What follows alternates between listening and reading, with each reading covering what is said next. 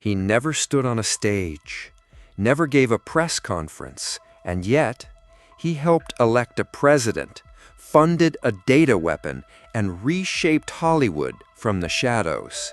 His name? Almost unknown. But behind closed doors, they call him the architect, the man who wrote the code and then rewrote the narrative.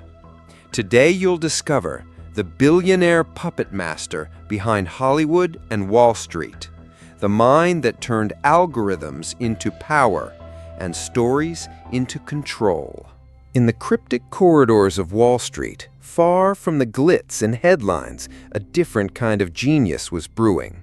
Robert Mercer, once a linguist at the NSA, had gone underground. No press, no fanfare, just silence. And from that silence, he built one of the most secretive machines in modern finance, Renaissance Technologies. A hedge fund wrapped in layers of code, privacy, and obsession. Only the chosen understood it. The rest were kept out. Mercer didn't buy companies. He didn't chase hype. He built code, millions of lines of it, algorithms that devoured markets in real time, detecting patterns no human eye could catch. He turned pure math into pure money, and the results were unthinkable. They say the firm printed billions in profit every single year. Its crown jewel, the Medallion Fund, became untouchable. Outsiders weren't just denied access, they were denied understanding, because Mercer's code wasn't just profitable, it was predictive, ruthless, alive. But how did a silent man with a silent system become one of the most powerful financial forces on Earth? Mercer's mind, trained in the shadows of national security, saw the world as patterns, not people.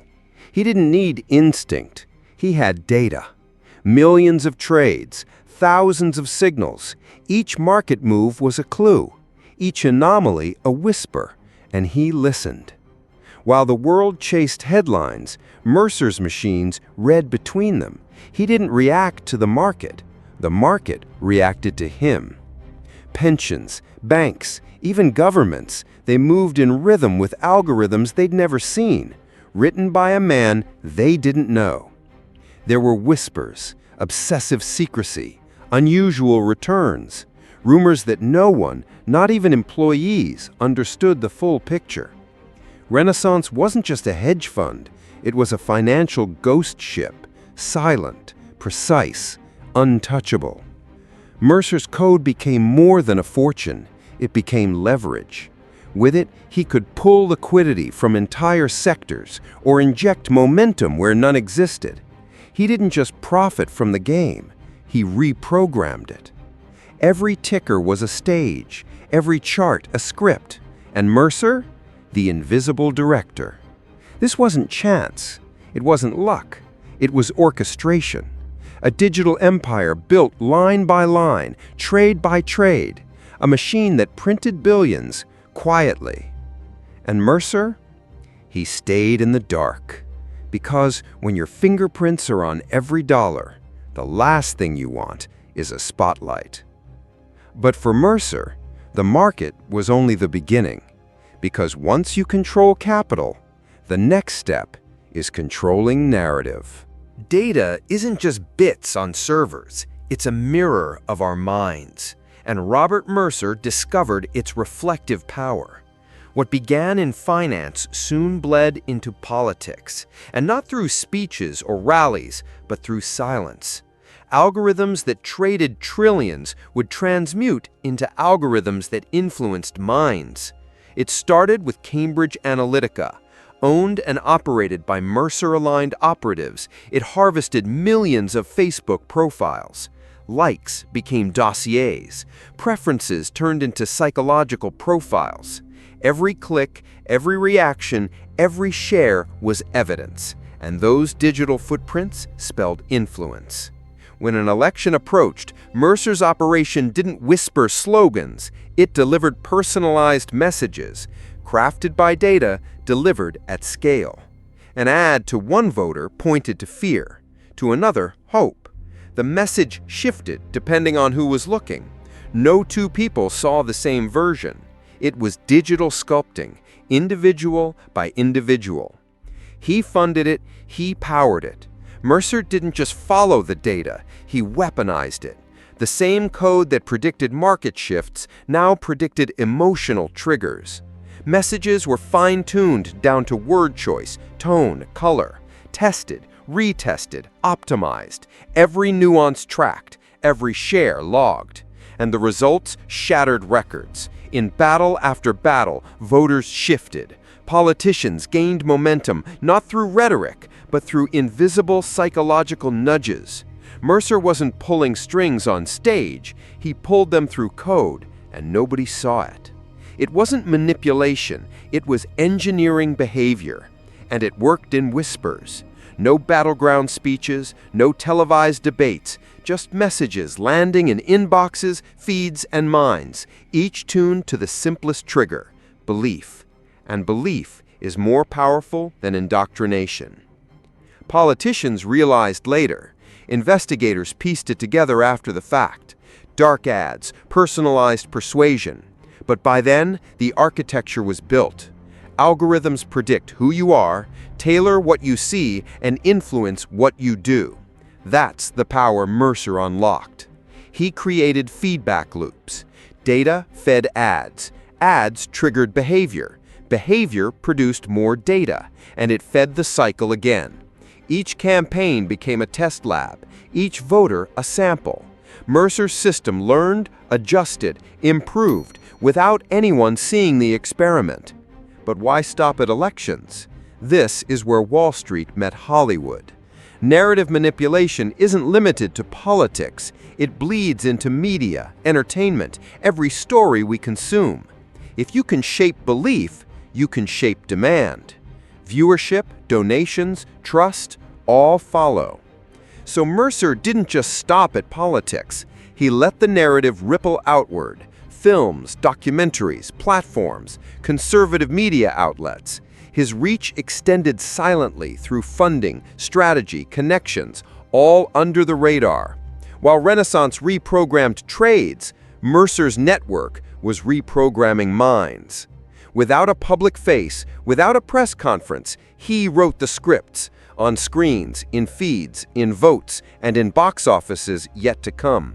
Because once you control how people think, you control what they see, and eventually what they buy, and what they believe. Robert Mercer didn't just build algorithms, he built an architecture of behavior. And it began in politics, but it doesn't end there. From markets to minds, he's rewriting the rules. One code, one campaign, one narrative at a time. And that architecture, it's already embedded in the next frontier, the culture machine. The power to influence isn't complete until you shape culture. And that's exactly what Mercer's silent network has done. Not on studio marquees or major film houses. No, this happened deep in the underbelly of media creation. Subtle, strategic, relentless. Mercer didn't invest in blockbusters. He invested in narrative ecosystems. He backed the Moving Picture Institute, a think tank producing films and documentaries with ideological edge. Rebecca Mercer, his daughter, steered its board, championing content that reshaped conservative storytelling, scene by scene. These were not mainstream productions, they were silent shifts, scripts, grants, festivals, and the ripple grew. From micro-budget political docs to narrative features, the content carried a recognizable thread: rugged individualism, skepticism of elites, stealth power.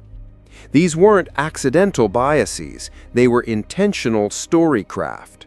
Mercer's capital turned storytelling into strategy, steering influence without overt branding. And the machine extended beyond film. Seed funding flowed into conservative outlets, analysis platforms, even social channels projecting a curated worldview. These digital seeds grew into forests of confirmation bias.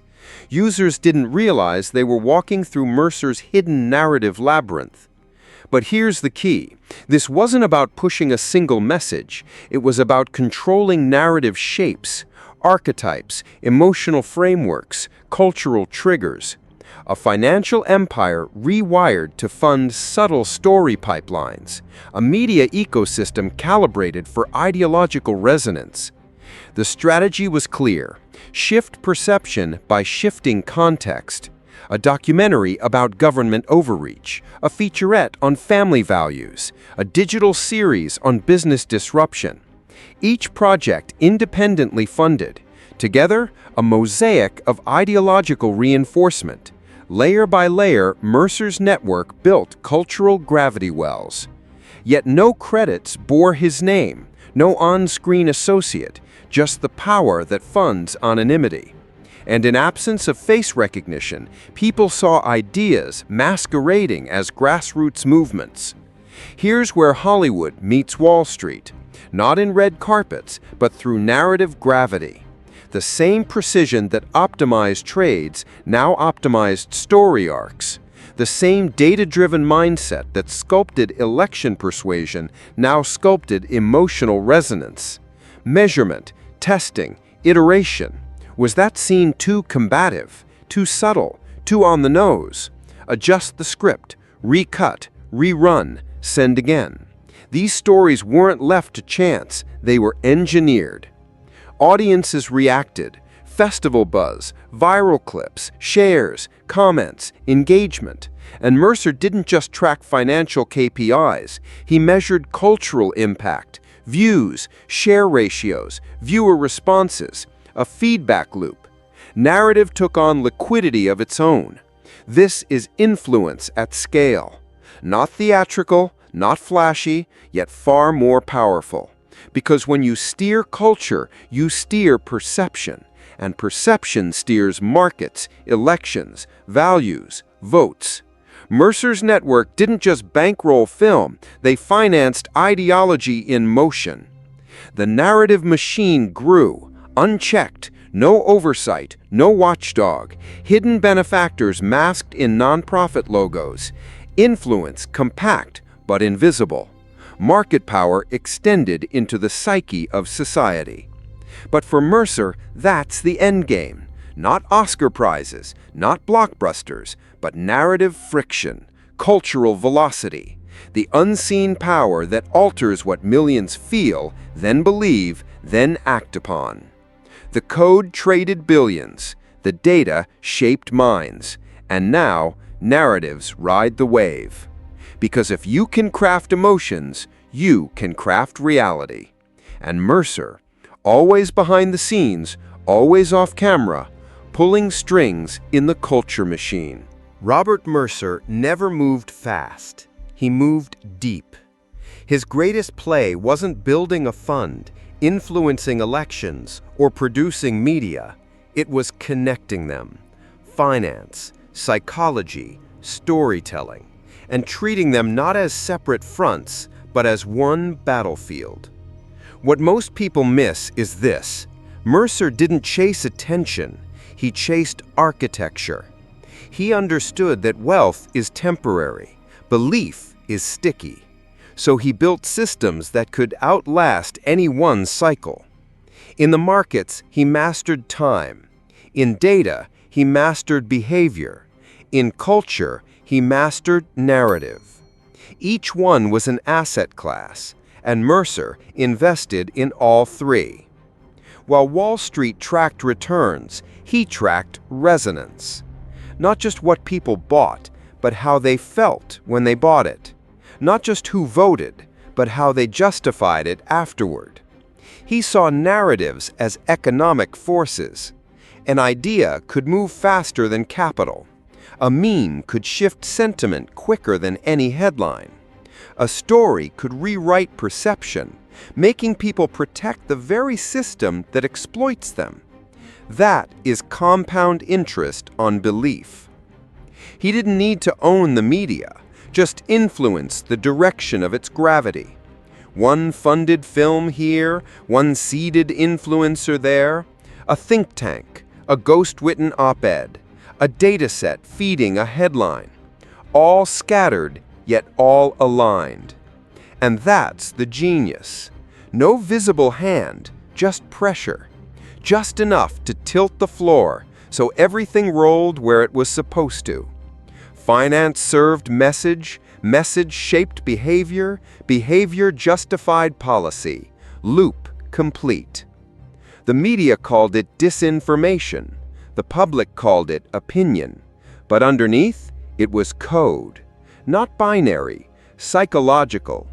Algorithms that knew what to show you, when, and how often, until repetition felt like truth. For Mercer, this wasn't about control. It was about position. To be behind the narrative, behind the numbers, behind the screen. To own the layer just beneath public awareness. Because once you shape perception, you don't need to win arguments. You only need to make people feel like they reach the conclusion on their own. That's the masterstroke. Not domination, but orchestration. Not brute force, but narrative liquidity. Robert Mercer didn't just rewrite how wealth is built. He rewrote how reality is accepted. And in that shadow, truth became an asset class too. One controlled by the one who understood all the others. He never chased a microphone, never stepped into a spotlight. And yet, Robert Mercer became the architect of a system most people still don't know they're inside. Not a system of laws, but of signals. Not a government, but a framework, quiet, adaptive, invisible. He mastered markets without owning stock tickers. He moved elections without holding office. He shaped culture without directing a single film. Because true influence doesn't need visibility. It needs design. And that's what Mercer built. A recursive engine of power, where trades fund data, data fuels belief, and belief reinforces the very system feeding the loop.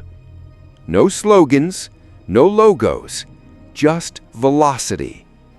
Ideas moving faster than truth can catch them. Stories that feel organic but follow a blueprint. And voters, viewers, investors, each believing they arrived at their own decisions. Maybe they did. Or maybe they followed the gravity of a code they never saw. Now you know the outline. The question is, how many other architects are still hiding behind the curtain? If this opened your eyes, even just a little, subscribe, because this is just one chapter, and the next story is already being written. Leave a like to push this deeper into the algorithm. Let the system feel what it tried to bury. Because the only antidote to invisible power is visibility. And you're already inside.